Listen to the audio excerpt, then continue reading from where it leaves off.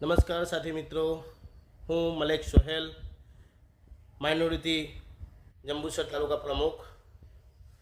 આજે બધાને જ ખબર છે કે આપણા એવા લોકલાલીડા અને યુવા નેતા એવા શ્રી ડેડિયાપાડાના ધારાસભ્ય ચૈતરભાઈ વસાવાને આજે લુચ્છી સરકારે આજે ખોટા કેસોમાં જેલ ભેગા કરી દીધેલા છે. તેના સમર્થન પૂરતે તેના સપોર્ટમાં તારીખ 7/1/2024ના રોજ જંગી સભા નેત્રંગ ખાતે યોજવામાં આવેલ છે.